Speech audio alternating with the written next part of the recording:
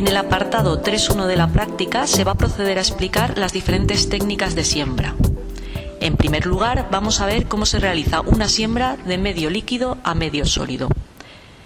En primer lugar, prepararemos el material necesario y encenderemos el mechero Bunsen.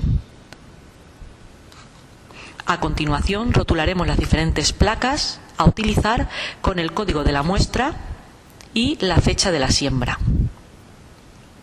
Debéis fijaros en que tanto la muestra como todas las placas que sembremos a partir de esta muestra deben llevar el mismo código, así como la fecha en que se realizó la siembra.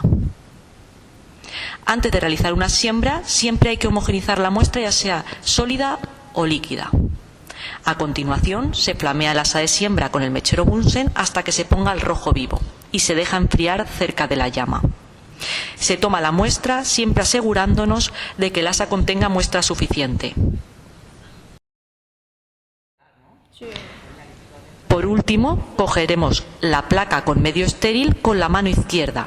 Esta deberá estar colocada ya anteriormente de forma invertida sobre la bancada, es decir, con el medio de cultivo en la parte superior. Por último, con la mano derecha realizaremos una estría simple sobre la placa. A continuación, vamos a ver cómo se realiza una siembra de medio sólido a medio líquido. De la misma manera que en el caso anterior, rotularemos el tubo con el código de la muestra.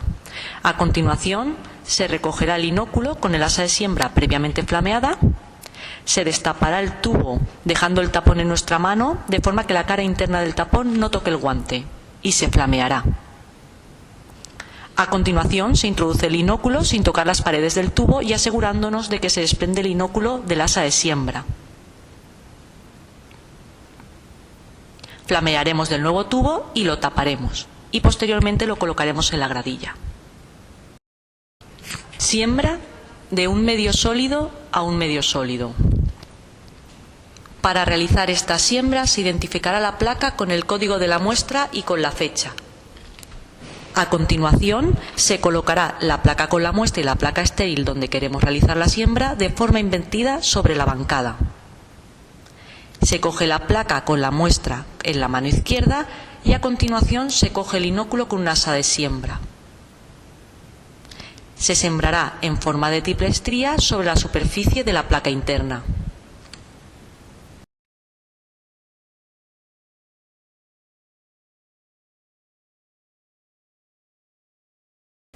Una vez sembradas todas las placas y los tubos, nos dirigiremos a la estufa donde, antes de introducir las placas y los tubos, comprobaremos la temperatura. Tenemos que acordarnos siempre de poner las placas invertidas y los tubos sobre una balda, nunca sobre el suelo ni sobre las paredes.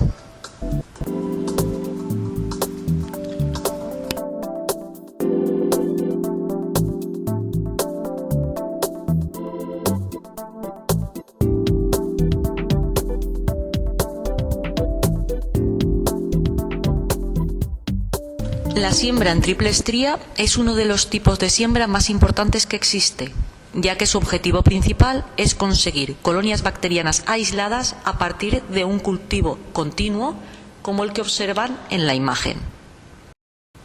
Para ello, esterilizamos el asa de siembra y cogemos inóculo de la muestra con el cultivo continuo.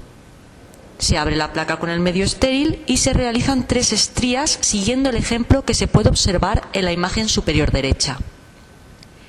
Es muy importante recordar que se debe flamear siempre el asa de siembra entre estría y estría, de manera que poco a poco iremos agotando el inóculo y conseguiremos las colonias aisladas que estamos buscando.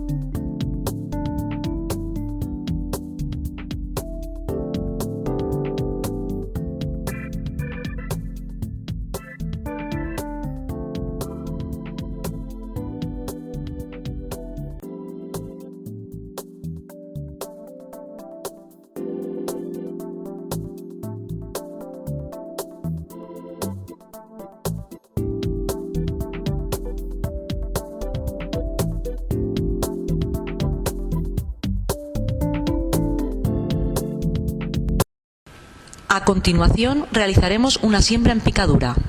Para ello se utiliza el asa de siembra de punta recta o asa de platino común, siendo preferible utilizar el asa de punta recta. Se abre el tubo dejando el tapón en la mano y se flamea. Se siembra el inóculo de forma centrada y vertical, con cuidado de no tocar las paredes del tubo.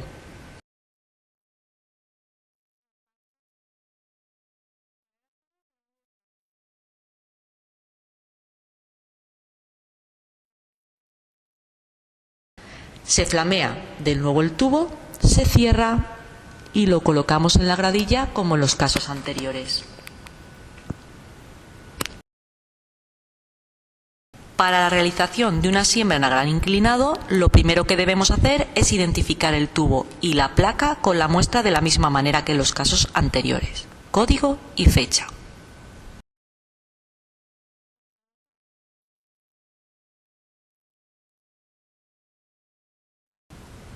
En primer lugar, se quema el asa de platino esperando a que se enfríe cerca de la llama. Posteriormente, se coge una colonia aislada sin tocar ninguna de las que hay alrededor. Se cierra la placa madre e inoculamos la muestra en el tubo previamente flameado.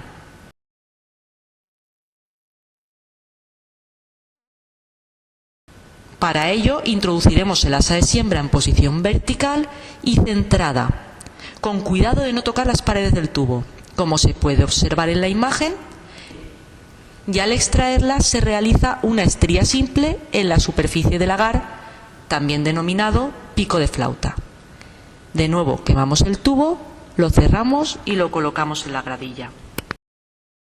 Para la realización de una siembra en profundidad, lo primero que se debe hacer es identificar la placa Petri estéril sin medio de cultivo.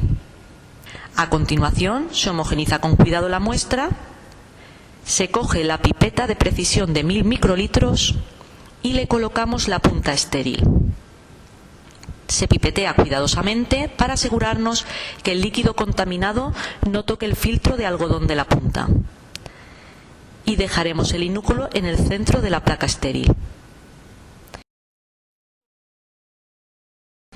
A continuación, cogeremos entre 10 y 15 mililitros del medio de cultivo estéril atemperado a 45 grados centígrados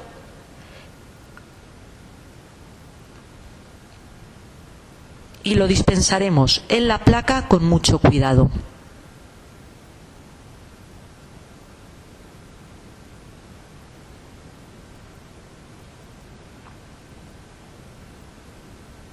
Por último, homogenizaremos el medio y el inóculo haciendo movimientos circulares a favor y en contra de las agujas del reloj, siempre con mucho cuidado para no tocar la tapa de la placa Petri con la mezcla. A continuación, realizaremos una siembra en superficie. Para ello, identificamos la placa con medio estéril con el código de la muestra.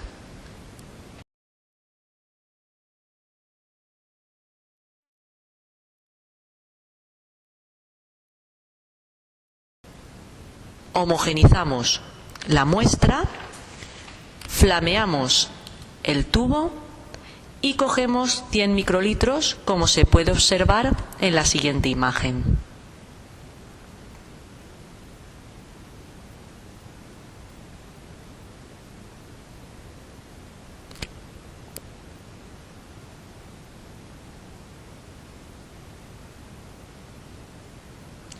Depositamos el inóculo en el centro de la placa estéril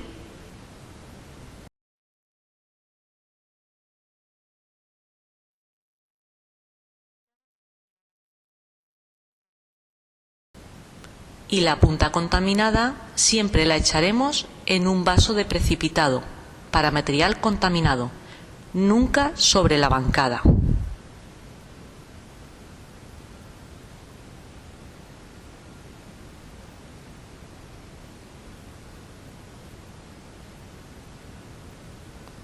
Posteriormente, cogeremos un asa de Digralski estéril y extenderemos el inóculo de forma uniforme en la superficie del medio de cultivo, hasta su total absorción.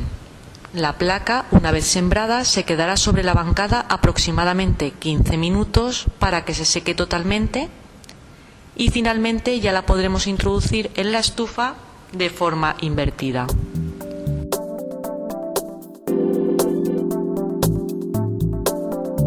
Por último, vamos a describir las principales pruebas bioquímicas. Estas son pruebas que se utilizan cuando se sospecha de una bacteria determinada y que queremos confirmar su identificación. Para realizar las pruebas bioquímicas, lo primero será preparar todo el material como indica la siguiente imagen.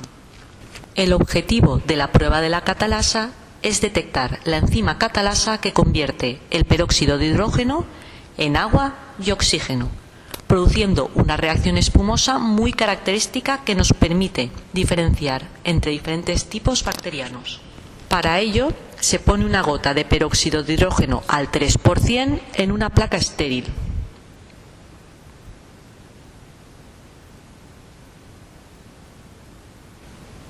Cogemos una colonia aislada y la mezclamos con el peróxido de hidrógeno haciendo movimientos circulares.